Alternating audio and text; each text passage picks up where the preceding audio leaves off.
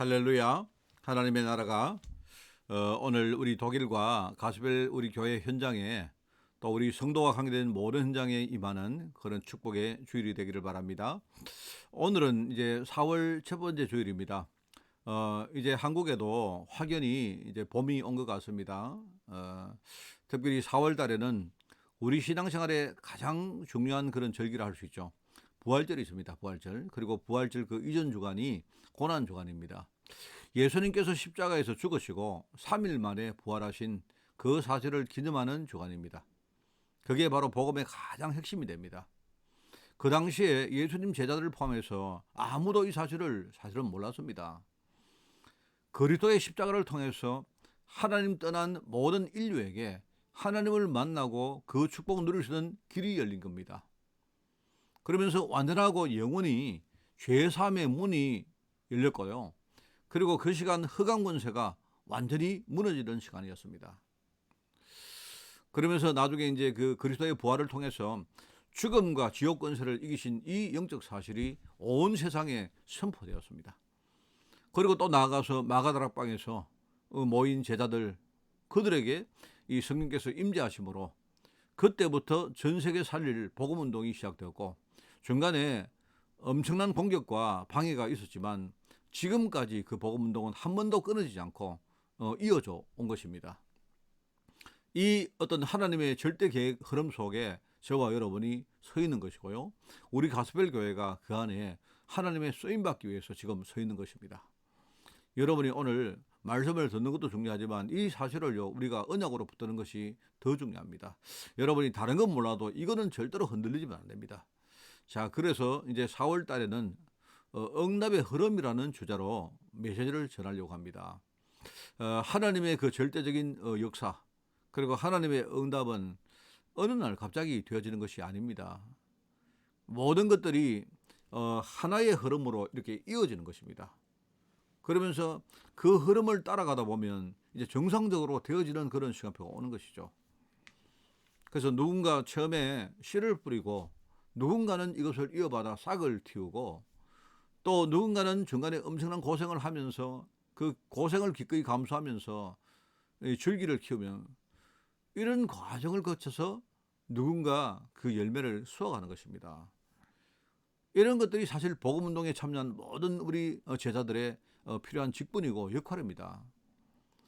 그래서 우리가 이 복음운동을 하고 있다는 이 말은요 반드시 언젠가 열매를 맺기 때문에 저와 여러분은 제일 이게 나쁜 게 뭐냐 조급한 것입니다. 여러분이 절대로 조급하면 안 돼요. 또 반대로 여러분이 게을려져서도 안 됩니다. 게으르게서도 안 됩니다. 특별히 이제 이 우리가 4월 달에는 창세기에 나오는 4명의 인물이 있죠. 아브라함과 이삭과 그리고 야곱과 요셉입니다. 그죠? 창세기에 나오는 중요한 그 4인물, 이 4인물을 통해서 하나님이 우리에게 어떤 메시지와 그리고 가르침을 주시는가 우리가 이걸 말씀으로 전가하려고 합니다. 너무 중요합니다. 그죠? 그래서 여러분이 오늘은 우리가 씨를 뿌린 선각자 아브라함이라는 제목으로 오늘 말씀을 전하는데요. 여러분 모든 일에 처음으로 시작하는 사람은 어떻게 보면 굉장히 이렇게 힘든 인생을 삽니다. 그렇거든요. 그런데 이제 그만큼 이제 그 보람과 의미도 더 크고 하나님이 그 처음으로 하는 그 사람에게 주시는 그 축복과 응답이 훨씬 더 큽니다. 이게 참 중요합니다. 우리가 역사를 보면 동양과 서양에 보면 동일하게 장자에게 더 큰 권한을 주는 그런 전통이 있습니다. 그거는요 동양만 그런 게 아니고 서양에도 그렇습니다. 어떻게 보면 서양이 훨씬 더 그게 강한 그런 경향을 가지고 있습니다. 물론 지금 말하는 게 아니고 근세 전에 이야기를 하는 겁니다. 동양에서는 주로 이제 제사를 받기 위해서 주로 장자를 우리가 이렇게 선택을 하고 장자에게 다른 자식들보다 훨씬 더 큰 권한을 주죠. 근데 서양에서는 주로 이제 그 가문의 정통성을 이어가고 그리고 이제 경제나 어떤 사람이나 일종의 뭡니까 그 가문이 가진 재산을 나누지 않는 것입니다. 나누어 버리면 세력이 적어지기 때문에 그 한 사람에게 집중적으로 어떤 경제나 사람을 몰아주면서 뭡니까 그 세력을 유지하기 위해서 주로 이제 장자를 우리가 선택하는 그런 경우를 많이 봅니다.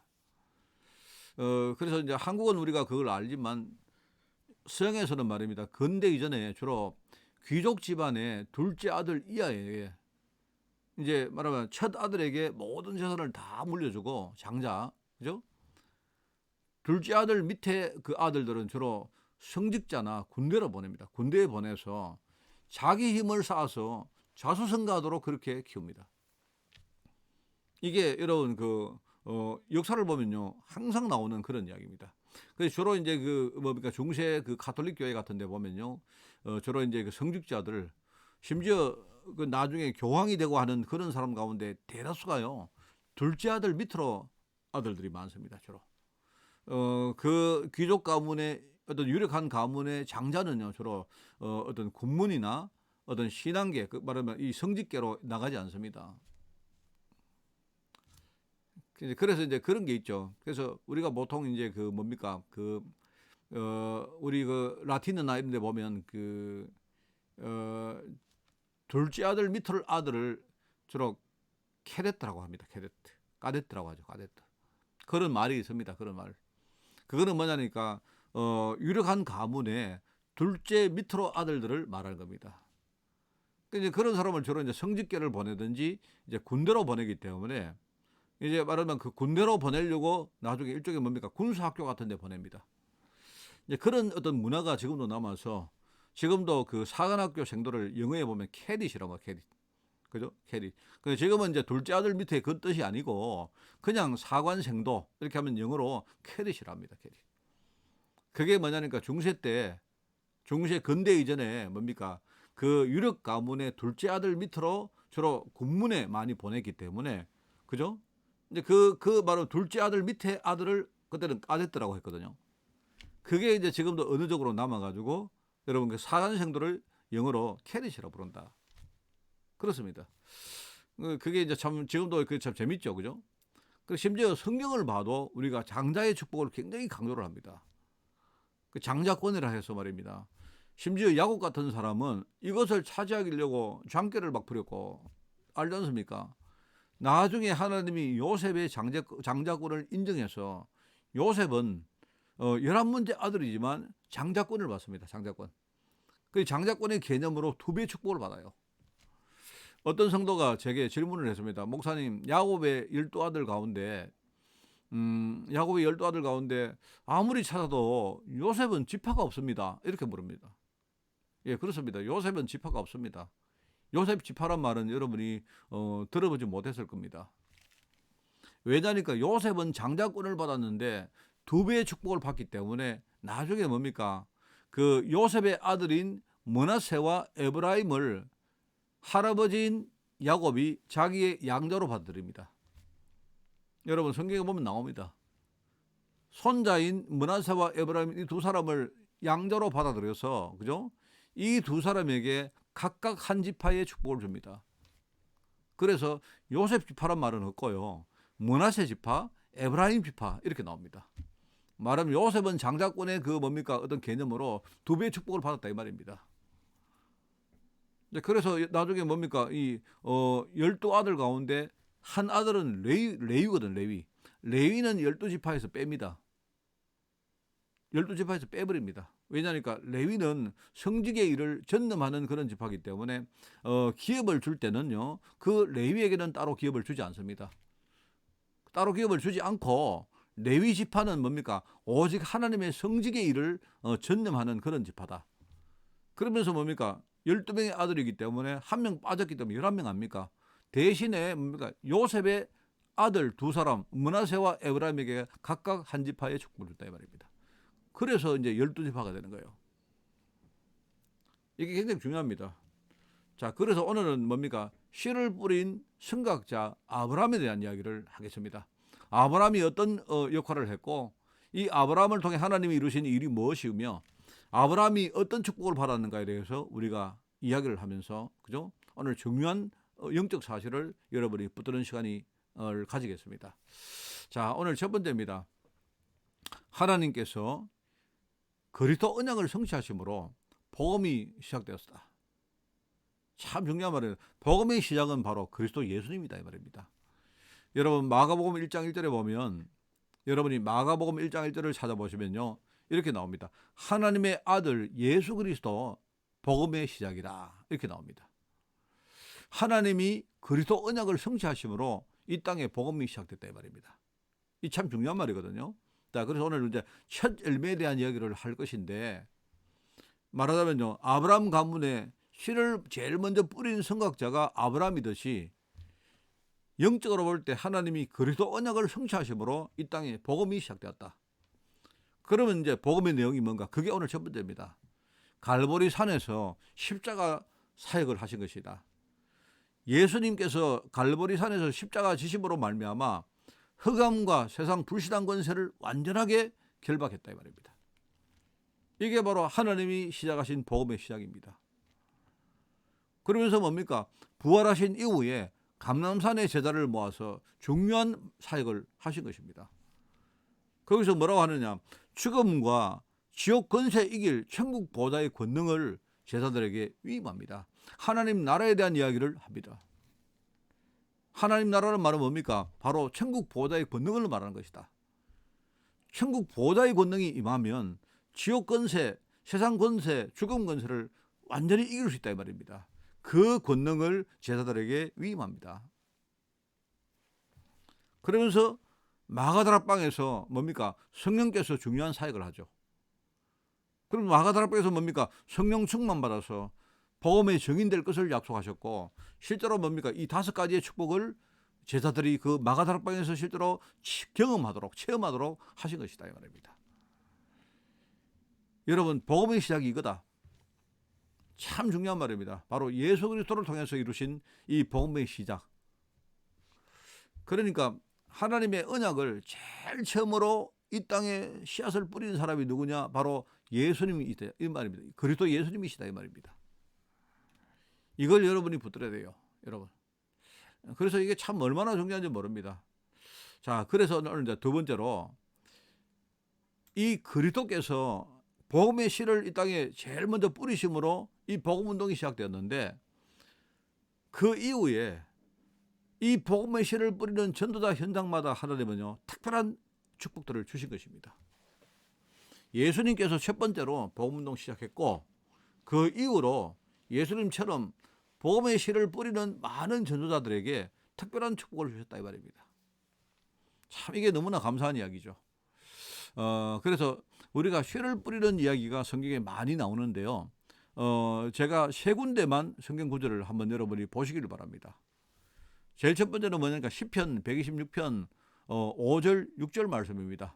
여기에 보면 눈물을 흘리면서 씨를 뿌리는 전도자는요 기쁨으로 거두고 나중에 곡식단을 가지고 돌아오게 된다 이 말입니다.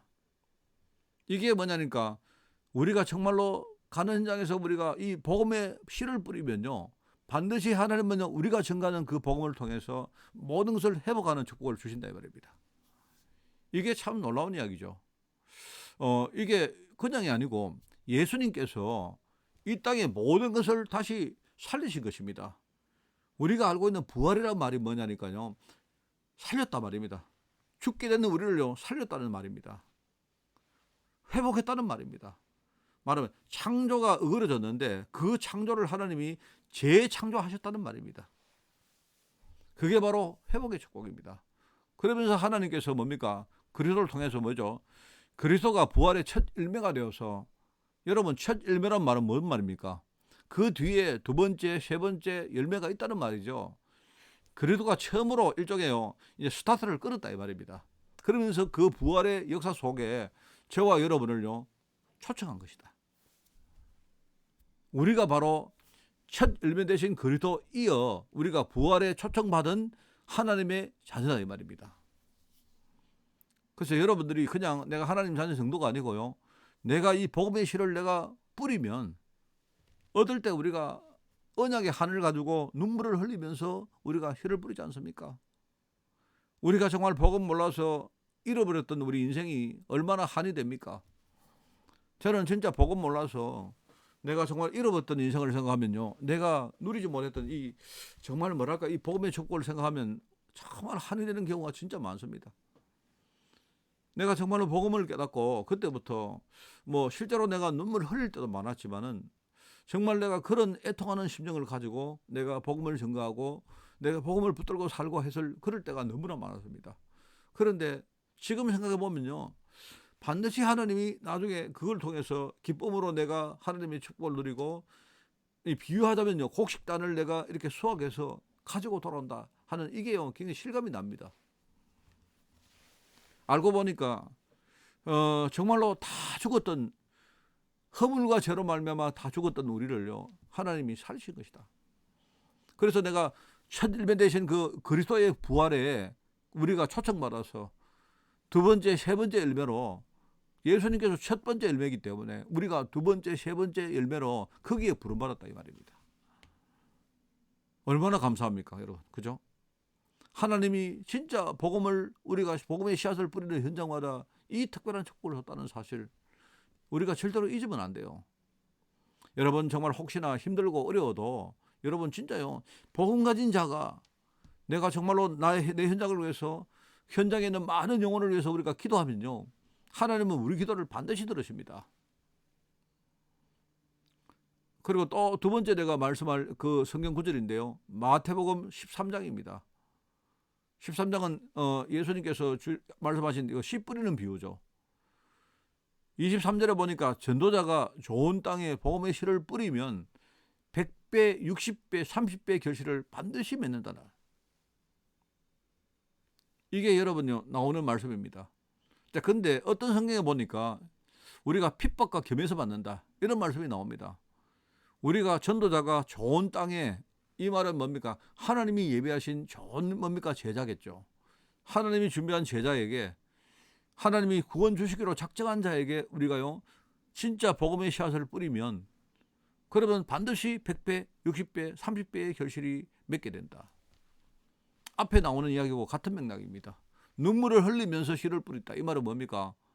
우리가 고통을 겪고 어려움을 당하며 핍박을 받으면서까지 뭡니까? 이 복음의 씨앗을 뿌리는 게 너무나 소중하기 때문에, 그럼에도 불구하고 우리가 이 축복을 알기 때문에 우리가 복음의 씨앗을 뿌리는 것입니다.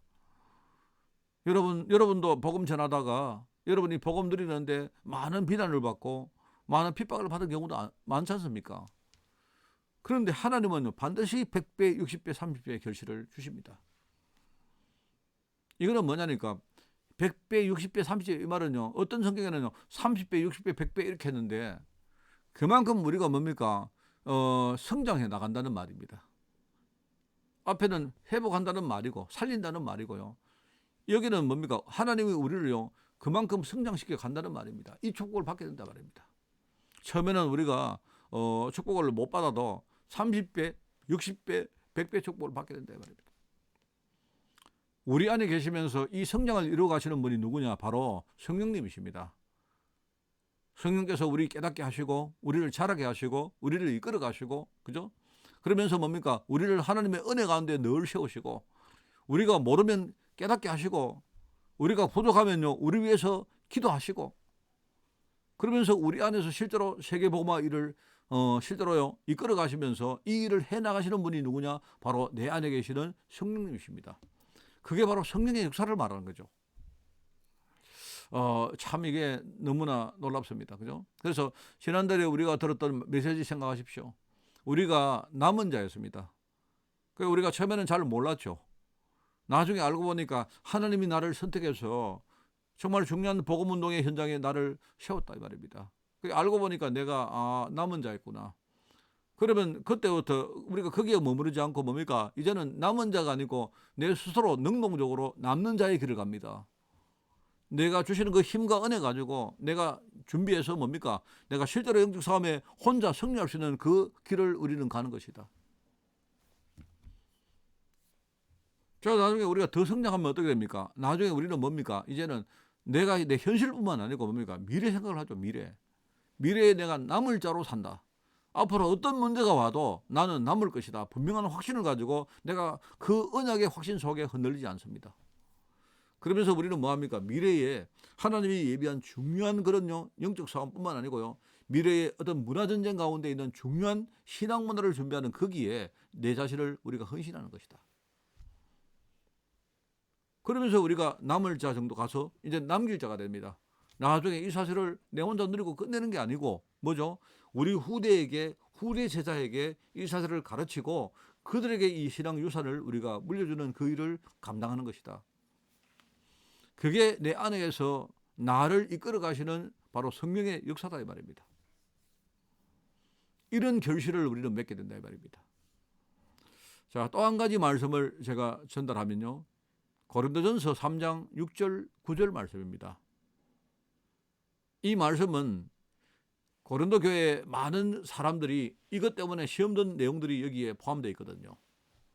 왜냐하니까 주로 아볼로라는 사람과 바울이라는 사람이 이제 이것 때문에 이제 그 아볼로와 바울이 잘못한 게 아니고 고린도 교회 성도들이 이제 이걸 보면서 자꾸 뭡니까? 사람 중심으로 뭘 한다는 말입니다. 어떤 사람은 아볼로 파고, 어떤 사람은 뭡니까? 베드로 파고, 어떤 사람은 바울 파고. 그 이야기를 듣고 그것 때문에 지금 갈등을 하고 많은 뭡니까? 파당을 만들어서 참 여러 가지 어떤 뭡니까? 불신앙하고 있는 그 현실을 듣고 이 바울이 고린도 교회에 보내는 편지 아닙니까? 거기서 뭐랍니까? 어떤 사람은 씨앗을 심고 어떤 사람은 물을 줘서 키우지만 결국은 이것을 자라나게 하는 분은 하나님이시다. 여러분 맞지 않습니까? 그죠? 우리가 때때로 우리가 씨를 뿌리고 또 뭡니까? 우리가 물을 줘서 키우고 하지만 하나님이 하시는 거 아닙니까? 하나님이 하시는 것이지 우리는 그 역할을 감당하는 것 뿐이지 않습니까? 우리는 그 심부름을 하는 거지 않습니까?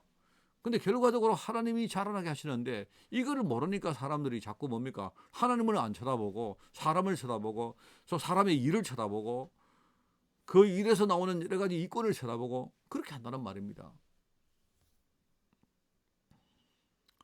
6절에 그런 말씀을 하면서 9절에 보니까 그런 의미에서 하나님께 부름을 받아서 복음운동에 쓰임받는 전도자는 하나님의 동력자요. 여러분 하나님의 동력자란 말이 이게 말이 이상하지만 하나님은 이런 축복을 줬다는 말입니다. 하나님의 동력자요. 우리가 하나님의 밭이요. 하나님이 일하시는 밭이요. 하나님이 거하시는 집이 아니냐 이 말입니다. 그게 고린도전서 3장 9절 말씀입니다. 말하자면요. 이게 이제 동력의 축복을 우리가 누린다 이 말입니다. 하나님이 하실 일을요. 우리에게 위임하는 거예요. 하나님이 우리에게 위임을 안 하셔도 되는데 하나님은요. 이 전도 세계복음화라는요. 이 축복을 하나님 우리가 함께 누리기를 원해서 하나님이 하셔도 되지만 우리에게 그 일을요. 맡기신 겁니다. 그러면서 그냥 맡긴 게 아니고 우리에게 성령 충만의 증거들을요. 주시는 거예요. 그 증거를 가지고 우리를요. 전도하는 그 대열에 증인으로 세우는 것입니다. 여러분 복음의 씨를 뿌린다는 말은 이런 말입니다. 오늘 첫 번째 말씀 뭡니까? 이 복음운동의 제일 시작은 누가 했느냐? 바로 그리스도 예수님이 하셨다 이 말입니다.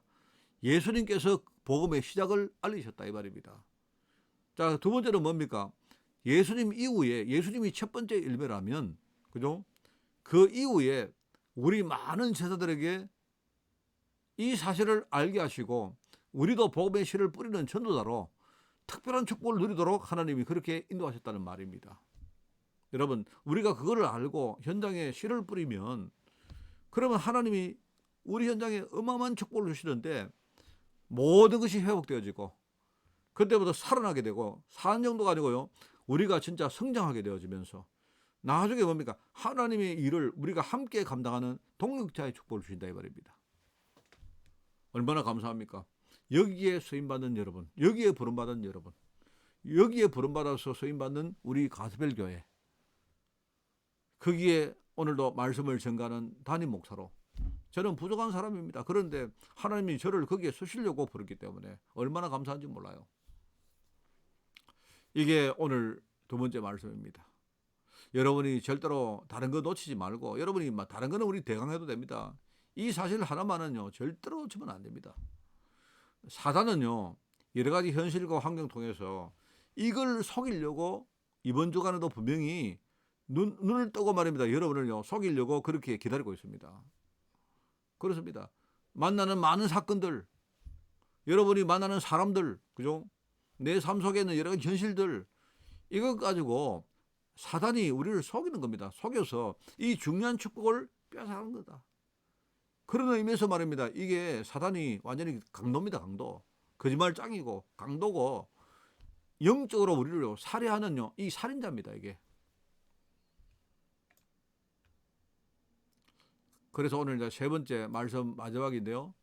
아브라함의 경우를 보면서 우리가 이 가문에 복음의 씨를 뿌린 아브라함, 이 아브라함을 하나님은요 열방을 살릴 믿음의 조상으로 그렇게 만들었다. 여러분 4월달 설교는 아브라함과 이삭과 야곱과 요셉 네 인물에 대한 이야기를 하겠는데요. 본문 말씀은 전부 다 이 네 사람의 이름에 대한 내용으로 본문을 삼겠습니다. 오늘 본문은 뭡니까? 창세기 17장의 1절에서 8절까지 말씀인데 여러분 여기에 보시면 뭐가 나오죠? 하나님이 중요한 언약의 증거를 주시는데요. 그 언약의 증거로 뭐냐니까 아브라함의 이름을 바꾸는 장면이 나옵니다. 그냥 육신적인 아버지, 아비라는 그런 의미의 아브라함에서 영적으로 열국의 아비라는 아브라함으로 이름을 바꾼 거다 말입니다. 하나님은 그 이름대로 아브라함을 축복하시고 사용하셨다.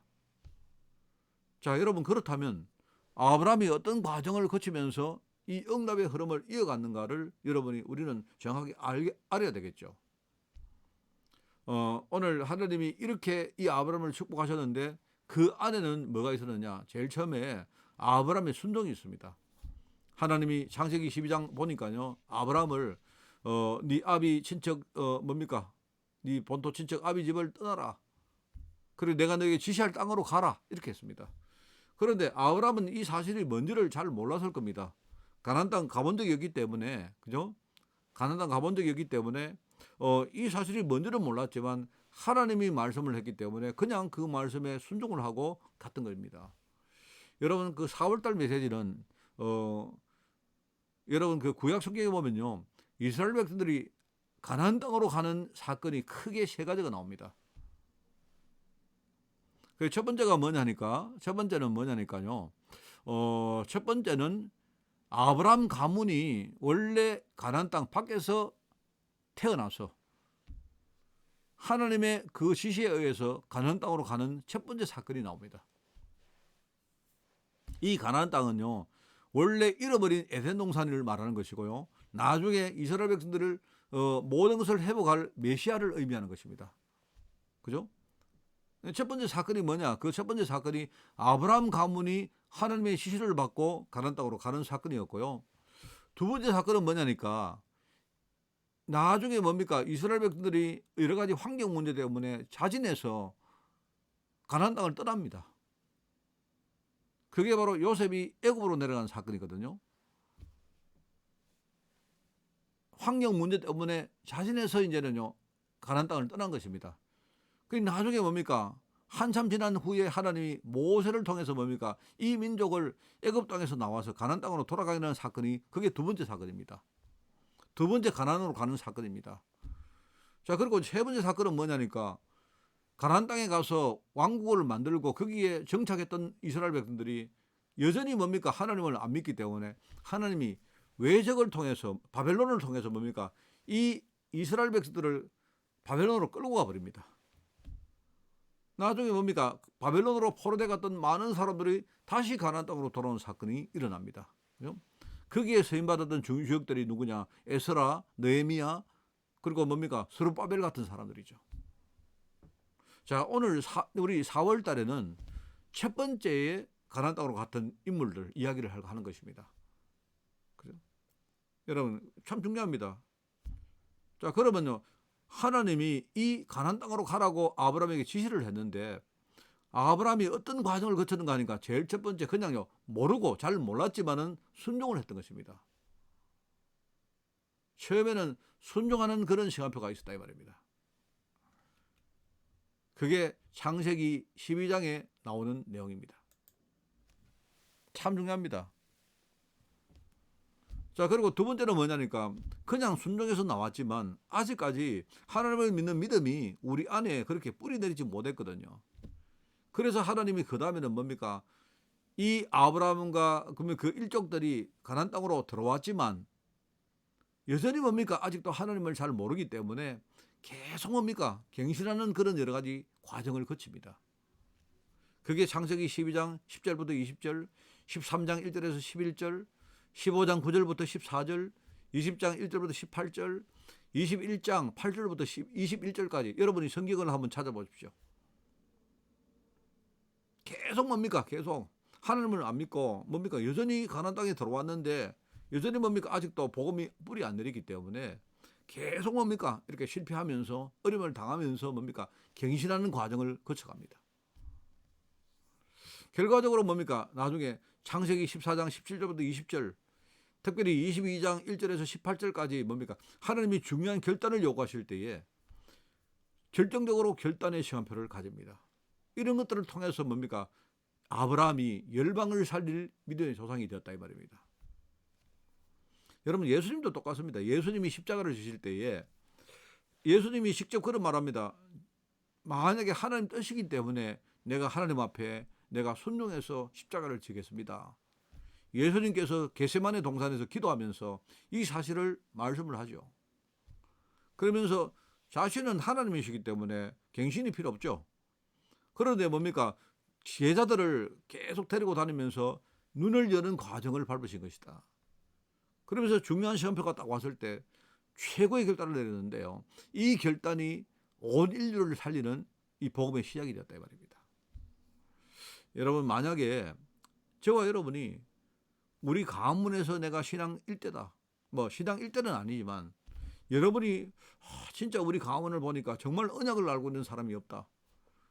우리가 전부 다 교회를 다니고 신앙생활을 해도 진짜 종교생활을 하고 만약에 여러분이 그렇게 된다면 그렇다면 여러분이 생각을 그렇게 하십시오. 만약에 내가 우리 가문에 아브라함 같은 그런 내가 정말 그런 위치에 있다면 여러분이 제일 먼저 아브라함의 신앙을 배우기 바랍니다. 아브라함이 어떤 삶의 족적을 걸어갔는가 여러분이 그걸 알고 그 길을 따라가기 바랍니다. 그러면서 아브라함이 받았던 이 축복을 나도 함께 받는 것입니다.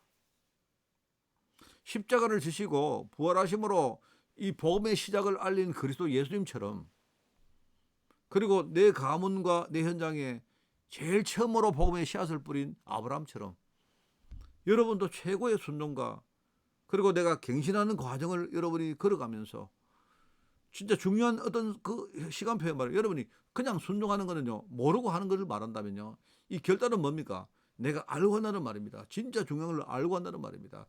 내가 알고 내 생명을 들이면서 내 결단하는 말입니다. 여러분이 이걸 절대로 잊지 말고 이 길을 걸어가시기 바랍니다. 여러분, 참 부족하지만 저는요, 이 이야기를 합니다. 제가 복음을 깨닫고 제일 먼저 보였던 게 뭐냐니까 내가 우리 가문이 보였습니다.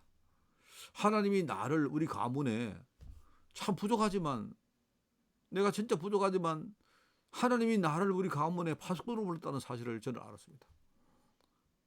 저는 우리 집에 육신적으로 제일 뭡니까? 막내거든요. 제가 막내였는데 저희 아버지, 저희 어머니 전부 다 예수를 안 믿었습니다. 제가 어릴 때에 그냥 나는 교회를 다녔고 근데 그렇게 된 것이 내가 시작이 되어서 우리 형님, 우리 누님이 아주 나하고 비슷한 시기에 교회를 나가게 되었습니다. 그랬는데 뭐 누가 먼저 가느냐 그게 중요한 게 아니고 그런데 저희 아버지는 저희들에게 계속 교회 가는 것을 이렇게 방해하지 않고 그렇게 우리가 교회 가라고 했습니다. 왜냐니까 교회 가면 아무래도 우리가 착하게 살 수 있는 그렇게 될 것이다 생각하면서 열심히 신앙생활하고 착한 사람 되라고 그렇게 말씀했어요. 정작 우리 부모님은 예수를 안 믿으면서 그게 제가 다녔던 교회였고 그게 내 인생 신앙생활 전체였습니다. 뭐 완전히 종교생활이었죠. 그런데 어느 날 내가 진짜 알았습니다. 내가 복음을 몰라서 내가 교회를 다니면서 얼마나 내가 많은 축복을 내가 놓치고 살았던지 알았던 겁니다. 물론 내가 구원을 받았는지 안 받았는지 그건 잘 모르지만은 내가 정말 복음 몰라서 내가 정말로 내가 놓쳤던 그 축복을 어느 날 알게 되었어요. 내 그걸 알고 그때 아마 30대 초반입니다. 그걸 알고 나서부터 내가요 내 인생을 진짜 내가 바꿔왔습니다. 정말 그 지금 생각해 보니까 너무 내가 하나님께 감사한 게 그거요. 내가 정말 그때 내가 어떻게 보면 이 언약 신앙에 내가 일대구나. 첫 번째 내가 되구나. 하나님이 나를 진짜 이 우리 가문 살릴 중요한 파수꾼으로 세웠구나. 이걸 생각하고 내가 다른 건 몰라도 이거 하나만은요 절대로 타협을 안 했습니다. 내가 비록 우리 집에 제일 막내고 그렇지만은요 저는 내 마음속으로 나는 우리 가정의 가장이라고 생각을 했습니다. 자, 그런 생각을 가지고 내가 복음 붙들고 내가 기도하고 그렇게 왔는데 중간에 많은 과정이 있었고 그 과정 속에 내가 많은 아픔도 겪고 힘든 일도 있었지만 하나님은요 반드시 내가 이 얻은 아브라함 같이 말입니다. 이런 언약을 붙드니까 하나님은 이 아브라함처럼요 그 축복을 나와 우리 가문에 주신 겁니다. 정말 내가 지금은 다 작고하시고 소천하셨지만은요 우리 어머니도 예수 믿고 우리 아버지도 예수 믿고 심지어 우리 아버지 같은 경우에는요 정말로 어떤 제자의 인생을 사시다가 그렇게 진짜 기도하시고 전도하시는 인생을 사시다가 그렇게 부름받았습니다. 지금 뭐 이렇게 많은 시간이 지났습니다만은요 우리 가정이 다른 건 몰라도 복음 하나를 나누고 우리가 함께 복음의 원내스는 이 부분에 대해서는요 이제는 더 이상 다른 어떤 이견이 없는 그런 가정이 되었습니다. 물론 앞으로 우리가 가야 될 길이 많겠지만요 저는 하나님께 너무 감사한 거 이겁니다. 여러분이 만약에 내가 우리 가문에 내가 언약신앙 첫 번째 내가 맞다면요 여러분이 다른 거 생각하지 말고요 아브라함이 뭘 순종을 했고 어떤 갱신의 과정을 걸어갔고 중요한 시간표에 하나님 앞에 어떻게 결단했는가를 여러분이 그거 아시고 여러분도 이 아브라함처럼 중요한 결단을 하는 그런 한 주간이 되기를 예수님 이름으로 축원을 드립니다. 오늘 여러분 정말 승리하시기 바라고 이번 주간에 말씀 붙들고 여러분 승리하는 그런 한 주간 되시기를 거듭 축원을 드립니다. 기도합니다. 하나님 아버지 감사드립니다. 오늘 귀한 날을 주님이 축복하시고 말씀으로 인도하시니 너무나 감사를 드립니다. 우리가 이 응답의 흐름을 따라가며 우리 4월달 주시는 말씀을 가지고 늘 우리가 승리하며 흔들리지 말고 이 길을 갈 수 있도록 주님이 축복하여 주옵소서. 우리 가스벨 교회가 이 사실을 유럽과 독일에 증거하는 교회가 될 수 있도록 주님이 축복하시되 우리 세움받은 우리 제자 한 사람 한 사람이 이 언약의 흐름 속에서 절대로 이탈되지 않고 흔들리지 말고 이 길을 끝까지 갈 수 있도록 주님이 축복하여 주옵소서. 오늘 감사를 드리오며 예수님의 이름으로 기도드리옵나이다. 아멘.